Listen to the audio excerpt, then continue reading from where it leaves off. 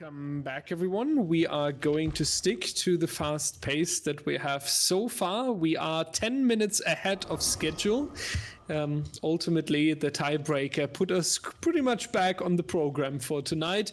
And while we are setting up Eternal versus Rapture with Nightlight kicking off as Chucky again, we have seen that last week, was very exciting. We are also going to see an Onryo in this set, which is Premier to DBDL, followed by another unknown for tiebreaker. Tobi, Chucky and Onryo. What do you think about these two killers in the comp environment? I think it's pretty hype to watch both of them, to be honest. We saw the Chucky from Eternal last week, so we have seen it before, even in other tournaments. Chucky was already enabled. But Onryo is the first, I think. We never had Onryo here, and as a Sadako enjoyer myself, I'm pretty hyped for this matchup. Because depending on the map, this can be really one-sided if the killer and the survivors know what they are doing. So this has the potential to be over really, really quickly. Yeah, absolutely.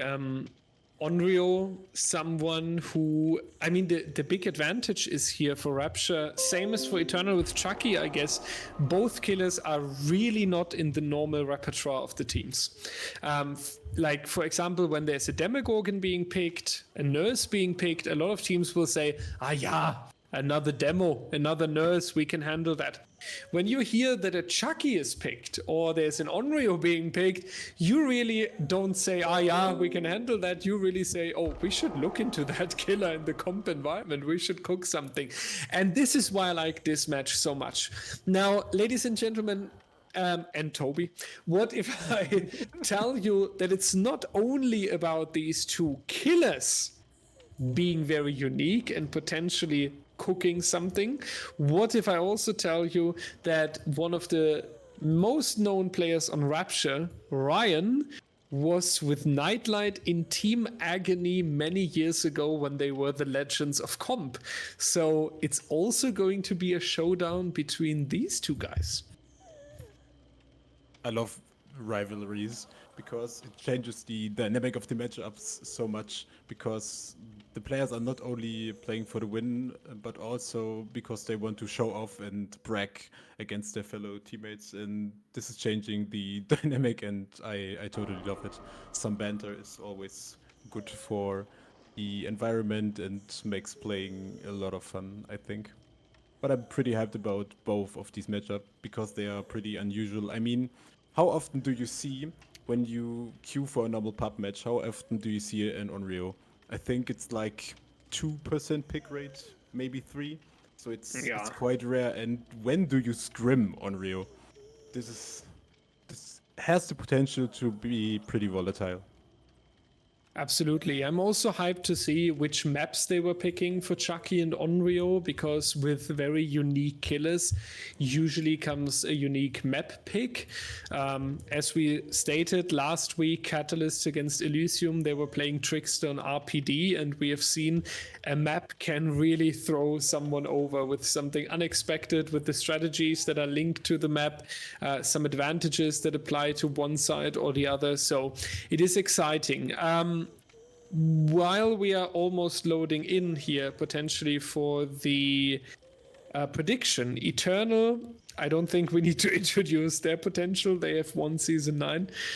Rapture, though, very interesting team. Ryan was around sometime, then he took a break. Now he seems to be back.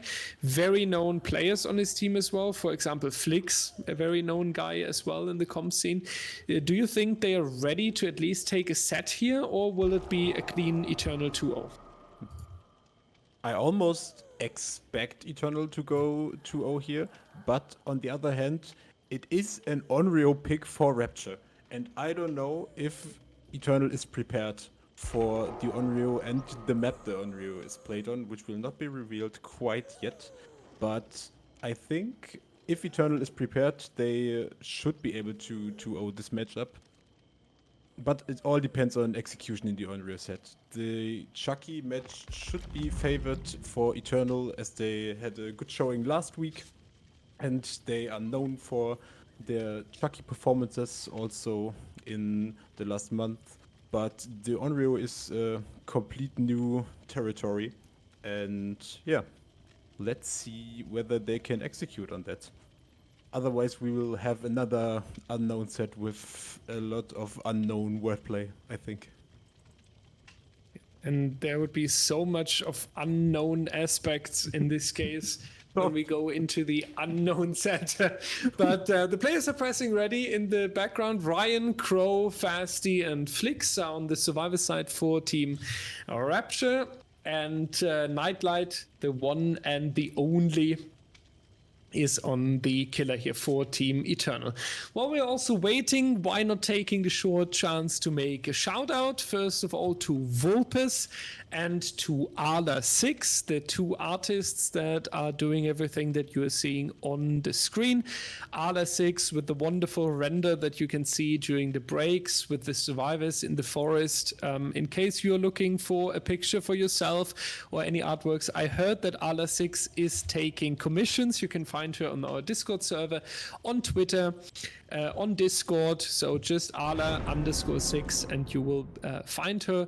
Vulpes, the one who's putting the scenes together. Big shout out as well. Not entirely sure if everyone needs to stream assets, but if ever needed, then you should certainly contact that guy. Also can be found on our Discord server. And while I'm in the streak of shouting out people, we can also shout out our producer for today, responsible for all the things that you're seeing on screen. Always a big task to do. So thank you a lot to Rats for taking this incredible responsibility and delivering such a nice stream for us. We are ultimately loading in. My prediction, Tobi, will be very short. I think Eternal is in a stage right now, just like as a team, in a shape where they are unstoppable once again. I'm looking forward to the playoffs where we are going to have Elysium playing against them. But until then, I think it should be a 2-0. And we can reveal it. Larry's for Chucky. It was the exact same pick last week and it went very good for Eternal. So the question is, when will people start banning Chucky, or at least Larry's, I guess? They might have to, because if Eternal gets confident with a specific killer on a certain map, they are really, really dangerous. A God Planet dropped relatively early, but Larry's is a really, really good pick for Chucky because of his ability to play hide and seek with survivors. He is able to maneuver around the map relatively quickly and can use the environment to not be seen that early by the survivors. We do have a relatively fast injury onto Fasty. The Hex Blood Favor coming in clutch. He needs to vault the window. Little swing by Nightlight here. But he has his Slice and Dice available and is looking for it. We might see a relatively quick down over here. And he's going to hit it. Really nice down from Nightlight over here. There is a generator being doubled. But besides that, there should not be that much generator progress over here. We do have a relatively fast down, and this is kicking off our first Chucky set. Very good start for Nightlight. Again, I feel like he's going to be very comfortable with having this round about the 90 seconds mark. Nightlight now trying to guard the hook. One survivor towards the exit gate there, kind of outsourced, outzoned at least. Slice and Dice trying to hit it onto Ryan, who preemptively moved into the room to make sure that he's not going to take the next injuries.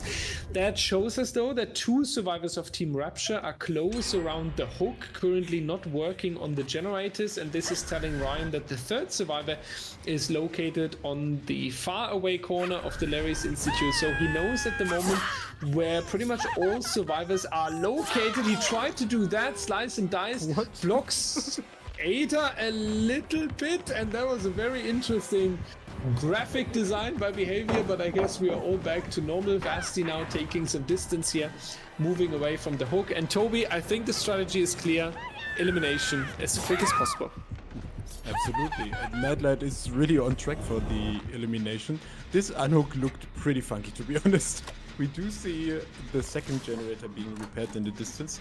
I want to shout out Nightlight's build for a second. He is running Hex Ruin and Surveillance. This combo has been pretty popular in the last trials. Mostly on indoor maps, because you gain the ability to see when survivors are on generators and when they are regressing, because Ruin is activating surveillance and you can judge by the color of the generator whether a survivor is still hanging around the generator or the gens are regressing. So Fasti is already dead on hook, still on the hook for now. This distance is a little bit too much for Chucky over here, but Nightlight is on track for a really, really good trial. Absolutely, yeah. They have so much they need to look for.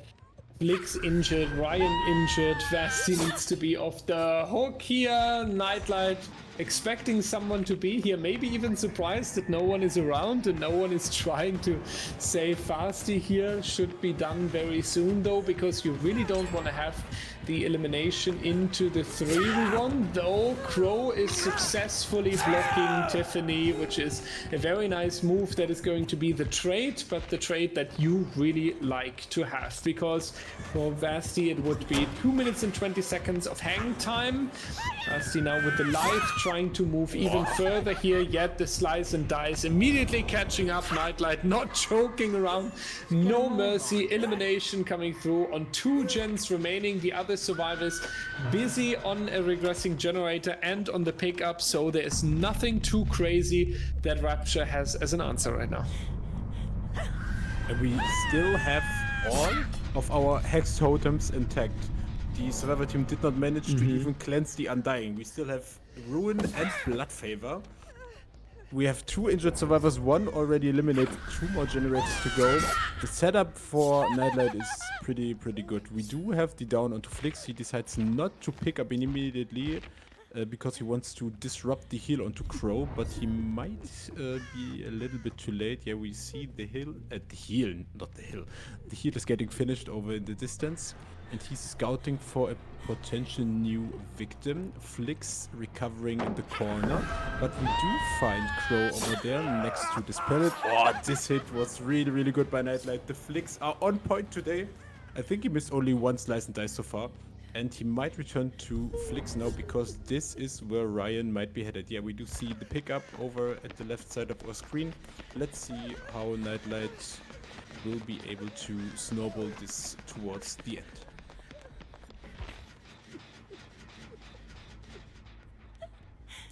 Now Nightlight here with so much on his hands, such a nice advantage for now. Next injury, Ryan working as a meat shield here, which is good for them. Definitely important that you are keeping the players alive, yet you're having 3 injuries, all the hacks still standing. You have 2 generators to complete from now on, so yeah, it is kind of rough for Nightlight here, for Team Rapture here, because Nightlight is in such a good position, and he catches the next survivor that is working too close around the killer. Crow going down, and totally understandable here.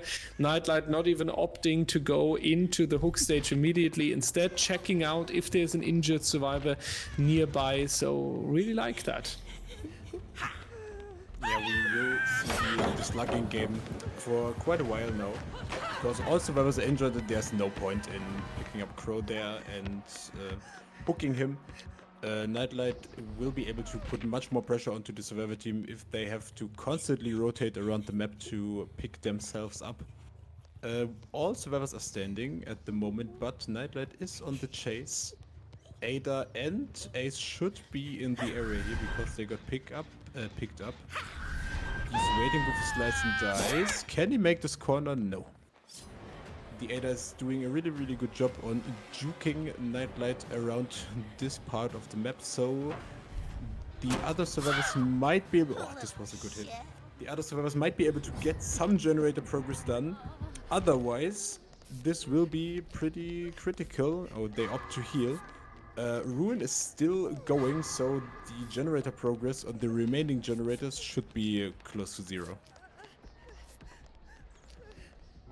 Yeah, and I think this is the biggest problem for now with Rapture. Like, they are going for the necessary heals, they are trying to keep everything together, they are making the necessary moves in terms of countering Nightlight's pressure that he's applying to them, yet they are not earning significant time to put it into the generators. What they are earning at the moment is just enough to survive, basically, to extend this trial a little bit longer. Nightlight now on the chance to 4k even if he catches Flix in time. Ryan is being picked up, so at least we have an idea where to head right now. But if Rapture wants to make some significant impact, and I do feel like getting the 4th generator done would already be kind of good move at this situation in the game, they will need something that lasts longer than just a few seconds here. The chases are really short, which is because Nightlight is either able to confuse the survivors and then catching them off guard, or showing us absolutely confident slice and dice attacks, which makes it possible that the survivors are not really standing on their feet for a long time. And as long as Rapture is not having a longer chase in the mid game, which we have seen their impact multiple times earlier today, as long as this is not happening, I don't see another gen even coming out here. Yeah, this is the problem with losing one survivor so early in the trial. You are not able to put any pressure onto generators because you're constantly busy with picking up your teammates. And with another survivor, you would have one person doing gens all the time, but it's simply not possible for Rapture at the moment. Nightlight is doing a pretty good job. At one point, the bleed out will happen because the servers spend more and more time on the ground. And if they don't find solutions to the current situations here, this will go on for maybe like 10, maybe 15 more minutes. And yeah, this game is going pretty slow right now. But there is no solution inside for our server team. No solution except a longer mid-game chase. Still waiting for that, still trying, but even here, Flix trying to rotate towards the window is not going to get that done in time, is going to take another injury. Nightlight is not opting to go for the hooks here, doesn't want to risk. Oh, Ryan, hello! That's going to be a nice quick down now on the tail of Crow as well. This might be the moment where Nightlight can shut it down to 4k. Yeah, totally right. Crow decides to leave this pellet. I'm not sure whether it will pay off, but Nightlight misses the slice and dice, so Crow gains some distance. Nightlight might return to Ryan here and look for the Claudette that might have rotated in, but so far he did spot someone. That might be Crow again. The pellet in the corner is still up, but Crow is not able to dodge it in time. Claudette is claiming the first totem of the trial, but decides not to finish it, otherwise her location would be revealed, and she needs to play this really carefully, otherwise this trial is over in a few seconds.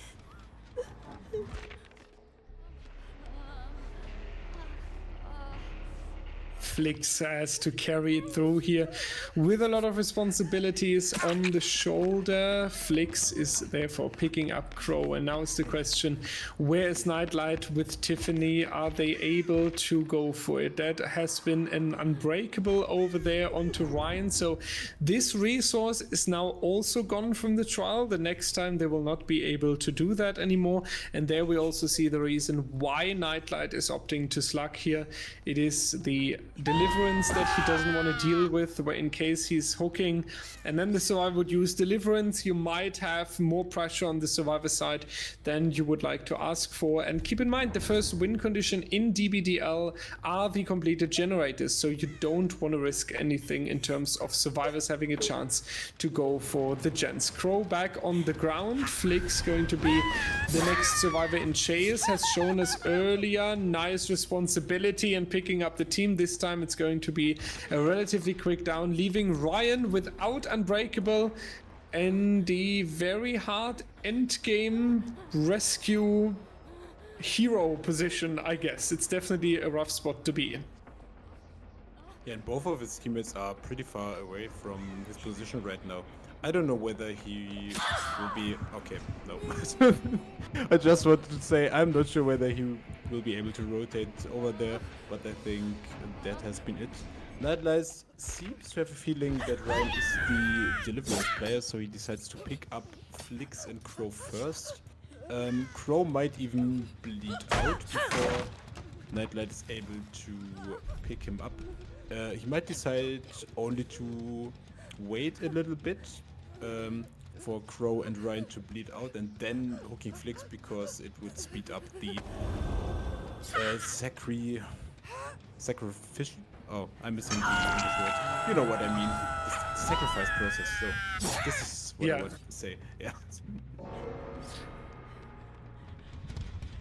And there they all go. On the side of Rapture, one after one. If you're asking yourself, how is DBDLeague handling the bleed out, then I can tell you that it doesn't come into effect at all. Nightlight is going to take this trial with 12 hook stages on 4 individual survivors and 2 generators standing, ladies and gentlemen. If that's not a result to move forward with, then I don't know. That means Eternal has to repair 4 generators in the upcoming trial, meaning they can ignore any sort of 3-gen that might appear in Larry's Memorial Institute, which can happen sometimes around the main room, for example. Let's see if Eternal is able to get these generators done, and we will see you right after a very short break.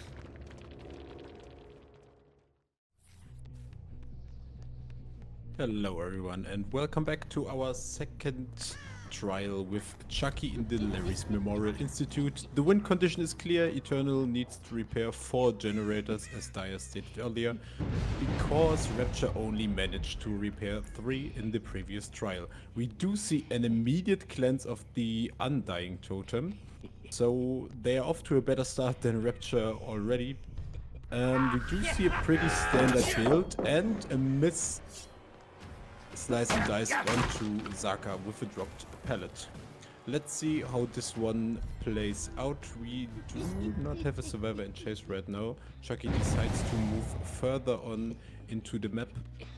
And yeah, how do you expect this to play out there?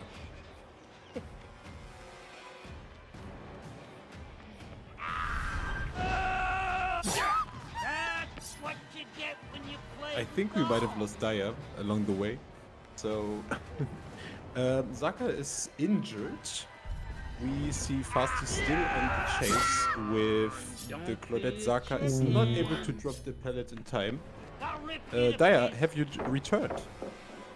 I have returned indeed. Mountain Internet was striking on me, missing this very exciting start so far, because the potential is there. Zaka with the down, Dan the man with an injury also here. So Rapture's killer not sleeping at all, being aware what it takes at the moment, being aware that pressure is needed, that quick injuries, downs and hook stages are needed. And honestly, if you want to counter something like the previous performance by Nightlight, you need to chain multiple injuries together, making some significant impact. And that's how it looks so far. Dan going down here also.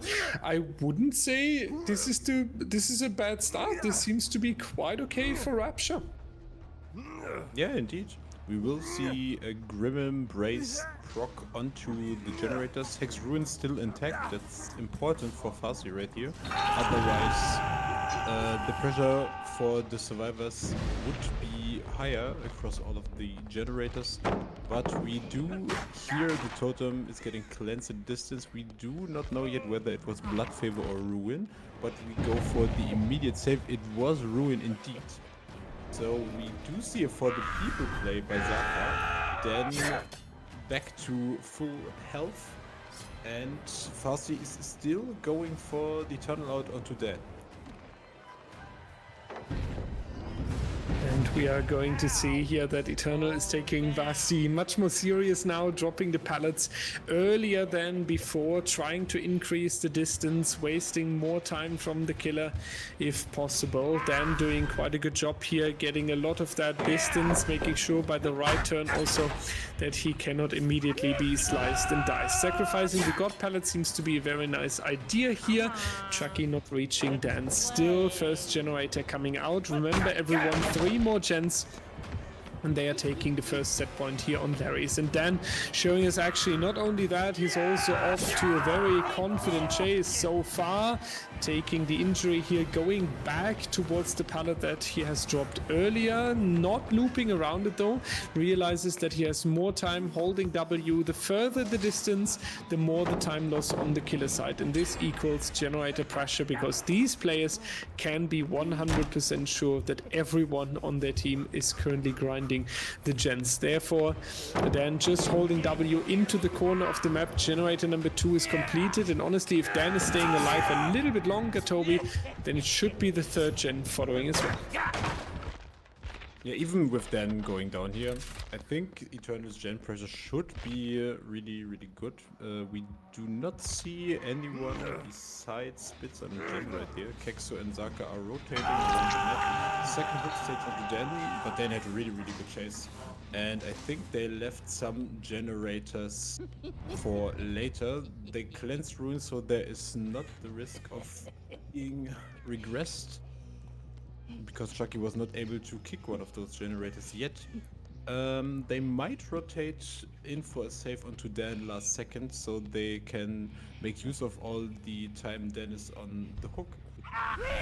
And let's see whether Fasti is able to find one survivor relatively quickly. But there we have a 50%-ish generator that's being kicked right now. But so far, Fasti cannot take advantage of the quick downs onto Dan, because the survivors of Eternal are doing a really, really good job on spreading out and hiding around the map. Trying to spread the pressure onto Eternal once again to injured survivors. Never mind, they are already taking care of the injuries that were applied so far. Nice move by Kexo here, barely around the corner, but in time to make sure that it's not going to be the next injury. And if we are now looking on the clock, ladies and gentlemen, you will realize how big that is. He manages that Chucky is missing the hit twice, which overall leads to 20 to 25 extra seconds in this run, which is a 1/3 of a generator. So this is the impact that little moves like this can cause. We see it over here. Claudette had time to start the next generator. Ace is about to finish one as he has 80% so far. Vesti definitely feeling the pressure though, yet I think there is some hope for Team Rapture. Dan is about to be eliminated with the next hook stage, so if you could locate Ace and in best case going for a 2-tap, I think that is a very nice chance for Team Rapture, and I think we just found him. Yeah, Fasti needs Ace right now, because without the elimination this trial will get really, really hard for him to play. The survivors of Eternal do manage to spread out across the entire map, and without Ruin or Blood Favor, he will not be able to defend those generators any longer. He cannot let one more generator pop. All survivors are still up, only Kex is injured.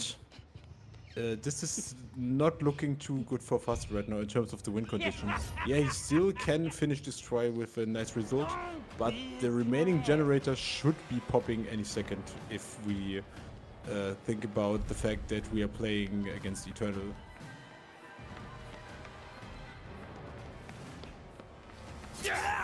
And I would hope for Rapture that they are finding something, right? Because Fasti is, considering we're playing against the Survivor team of Eternal here, doing a very good job, but there it is, the inevitable happened. It is generator number 4 for Eternal, meaning that they are going to take the win on Larry's here. Dan is going down in the pallet, 100% is someone around. Endgame being triggered now as well. There's Zaka, who was setting up for the pallet save with the sprint burst, making some distance. I like that as well. Not just blindly taking the risk to be found, instead having the sprint burst ready to go, as well as some kind of safety resource in case you're getting spotted here.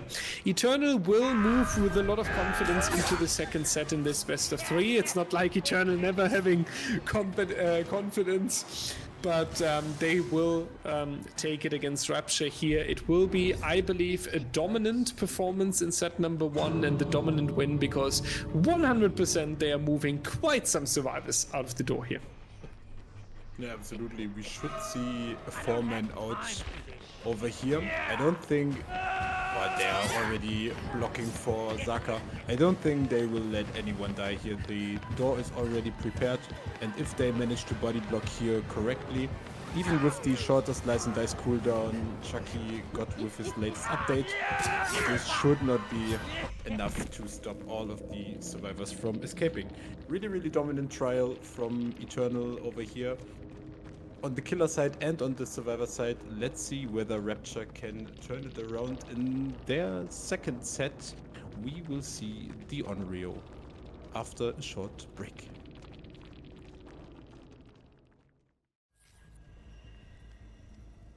There she is, ladies and gentlemen, the Onryo, the TV lady, however you want to call her. But we are on the Midwich Elementary School, and this killer, same as Chucky, not really in the standard roster of competitive DBD. Therefore, it will be very interesting to find out what the teams have prepared for us, as Ryan is taking the responsibility, and we have the Agony showdown here.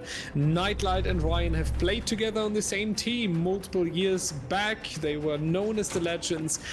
Agony, the other legendary team, Oracle, is in this tournament as well. Let's see who's going to take the dominant part here. Ryan is trying to trick Nightlight a little bit, but he seems to have perfect distance, waiting behind this wall, going with the flow, and that should ensure reaching this safe God pallet that needs to be broken right away. Ryan is bringing Blood Favor, Undying, and Hex Ruin. The 3, we could say, yeah, almost developing slowly towards the standard trio of hex builds in AHL. Though for taking the ruin value, you want to scare off multiple survivors of the generators, so it's more than understandable that he's moving over to Kexor here. Yeah, absolutely. For those of you who don't play against Onryo really often or are not familiar with her add-ons, the green add-on you see are the bloody fingernails. After she is projecting to a TV, she has increased movement speed, and the videotape copy just extends the radius around the TVs by 2 meters, so it's easier to condemn survivors, especially on a multiple story map like Midwich is. So the survivors need to be really, really careful around the map, because the TVs are not always visible for them, and they don't know whether they are in this range or not.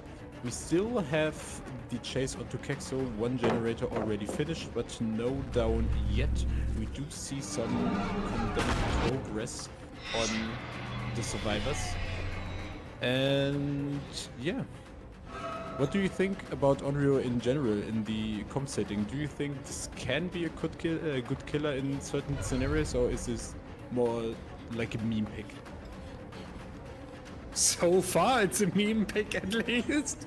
When we are looking at what Ryan is able to do against Kexo, who's already in the corner of the Midwich School here and still juices up, joining the lockmaker for a moment, and Ryan going for the wrong one. There is no way. Kexo absolutely juicing here. Eventually he's going to take the dome though, but that was painful for the killer to say. That is also 3 generators completed in exchange for the first hook stage here. Very, very punishing. Never mind, with the regression coming in there, he might have some extra time.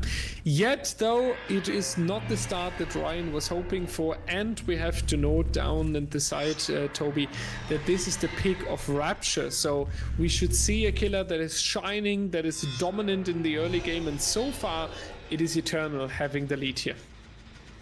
Yeah, absolutely. In my opinion, the better play for Ryan would have been to spread his pressure across the map and not chasing Kexo for this extended period of time, he could have teleported onto a generator far from his current location, so he would disrupt the generator progress. We do see the third generator popping in the distance, because this is the main strength of the Onryo. You can teleport around the map, apply Condemn to the survivors who are not ready to grab a tape yet, and if they get hooked when they already had condemned stacks, the condemned progress will be locked in, so this cannot be undone. And he's not playing to the strength of the killer right now. At the moment, the Onryo is just an M1 machine with some added mobility across the map, but the full potential is not reached here by any means. Absolutely, yeah.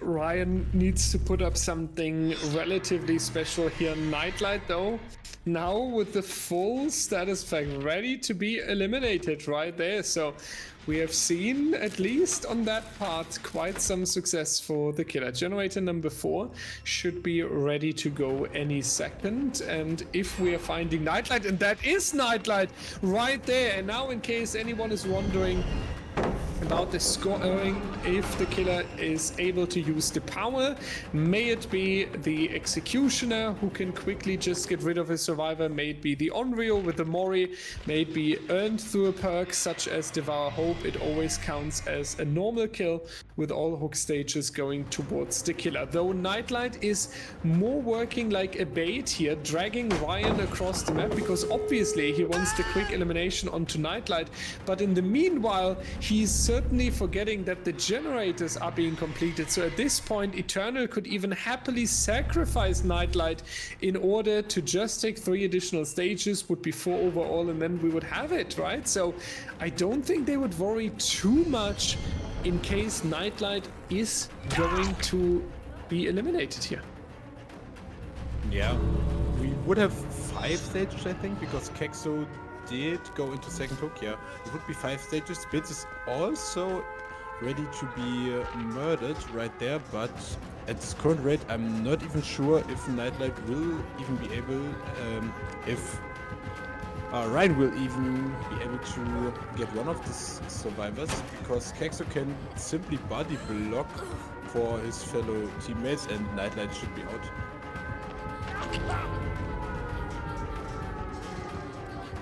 Crazy performance by Eternal here. 3 of the survivors already leaving, and that leaves the survivor Tobi that already has 2 hook stages so far, meaning that we are the worst potential result for Rapture here that is ahead of us if Kexo is even going to be eliminated. The hatch is also available, and the hatch would count as we have completed all the generators, and as she spawns, as it spawns quite this RNG based on this map, it could be also something, but Kexo is just casually walking out of the door here with 2 hook stages into the result. That is a crazy performance by Team Eternal. They are striking again. This is all we can say, I think, and I think we can all agree that Rapture has a horrible challenge ahead of us. So let's see how they are dealing with this. We would need an absolute perfect game on their survivor side, and we'll show you that potentially last trial of today after a short break.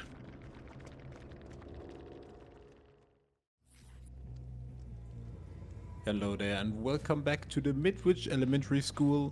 Zaka has a really nice win condition if you are a fan of Eternal and a fan of Zaka, because he can win this game by only hooking 2 individual survivors and win this game with 2 stages. The other option would be 1 survivor eliminated from the trial. We do have a nice visual bug with the damage bar in front of the Onryo. We do see Dragon Script, really interesting purchase, but we also see Know It, which could become clutch at the end of the trial. If you're wondering what the purple add-on at the bottom left of your screen is, this add-on causes all of the TVs to play the projection effect when Sadako is using her projection. So it's just a little bit of a distraction and confusion for the survivors. So far, no injury yet. Daya, do you think this trial will be faster than the last one, or will it be a little bit slower? I think it's going to be a lot faster here, not only because of the win condition and knowing what Zaka is capable of. I mean, it's also a little bit ironic that, I mean, he locked the builds in before, but you can tell with the no one escapes death that Zaka or Team Eternal were expecting a much higher win condition than just 2 stages. So the know it is basically making it impossible here, I would say, for Rapture to carry out the necessary stages for the win condition. And it's already halftime, as you stated as well. Another survivor being hooked would immediately win Eternal the game. Alternatively, you could stand in front of Crow and just camp this survivor to death, then you would also have the win for yourself. Therefore, Eternal can slowly start celebrating, but I'm very interested to see, regardless of the outcome, honestly, how strong a Zaka on Onryo can be, because we are still talking about a killer that is not so often played in the comp environment, yet right here in the hands of one of the most experienced players. So I'm interested to see if it can be a 4K, for example, or what the realistic goal for Zaka is on this killer. Yeah, we see Zaka camping in front of the hook, so he's also not using the power of the Onryo as Ryan in the last trial. Both of them decide to go for one survivor and camp them instead of using the multiple pressure points the Onryo has with the teleportation. Now that Crow has had second stage, we will see Zaka moving across the map using the teleports and gaining condemned stacks on the survivors. Keep in mind, we only need one more hook stage for Eternal to win the set. No matter which survivor is going on the hook, any hook stage in the future will seal the deal in the set. Zaka found flicks on a generator, but we do hear another generator popped in the distance, but there are no resources left. We do see a cheeky locker hop, but this trial is over now. Absolutely. Unfortunately, it's going to be a short chase right here. Crow might also not find the rescue in time, as it's just a few seconds remaining. And last second, they are going to come for the team member here, though. Unfortunate news for Crows is that Zaka is immediately back onto him. Survivors blocking each other. I think that was kind of symbolic for what's going wrong on the Rapture side here. Zaka with manifesting and demanifesting, eventually able to move through the survivor. But this was a little bit of what we have seen in the trial so far, right? Nice ideas on the side of Rapture, that's for sure. But then for this final step, not really able to pull it, unfortunately. We do see Crow getting away with the service ray. Oh, but nice hit from Zaka while dropping down, hitting Crow. And he is going to be eliminated. I'm a little bit sad we do not get to see the full potential of this killer in both of our trials, because Zaka didn't need to play the Onryo, really, because he had the opportunity to just go for the necessary hook stages to secure the win, what he did, obviously. I don't think after this performance Onryo will be high up on the priority list of other teams, if you ask me. I don't think we will see the Onryo again in the near future. Yeah, I think so as well. That's a good point here, right? The Onryo feels like kind of an experiment that was taken here, maybe a little bit inspired even from Team Catalyst against Elysium, where we had the Trickster on RPD, thinking if we want to make a move here against Eternal, then we can pick a killer that is unexpected together with a map that is not so normal for this killer. But I mean, Midwich and Onryo kind of go hand in hand together. But yeah, it feels like it was one of these picks where you try to throw the opponent off, but with Eternal, that takes very clearly a lot more than just the idea. And we do see Ryan getting downed over here, so we will see the inbuilt Mori of the Onryo being able to execute a survivor after being fully condemned. Ryan is leaving the trial, so the hook stage counter jumps up from 4 to 7. And this trial is going to be a lot harder for Fasti and Flix now, because they were not anticipating Ryan to leave this trial that early on because of the condemn effect.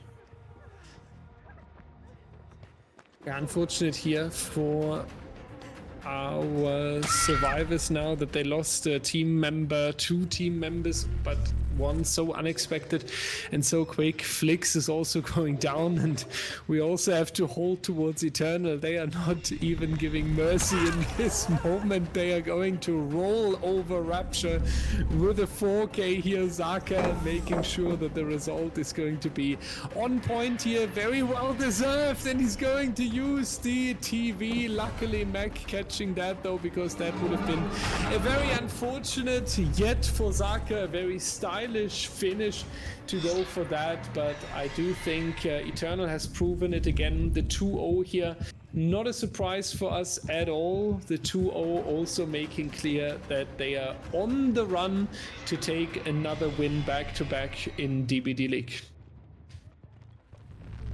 Also, Fasti is fully condemned right now, so we might see another Mori from Zaka if he's able to locate Fasti over at the other side of the map. He's teleporting around in case he is hearing or seeing him. There we have the scratch marks over there. This might be the last chase of the trial, and we are done. There will be a Mori onto Fasti. Another time we will see into Zadako's eyes, cursing us for eternity.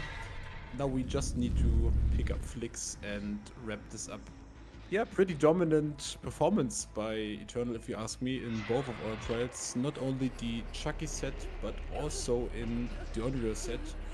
Only 2 hook stages acquired by the killer of Rapture in the Onryo set. And Eternal is clearly on a run, and they are here to play, and I think they are here to win this whole tournament. Yeah, they definitely want to go for it again. They are setting a very clear sign here.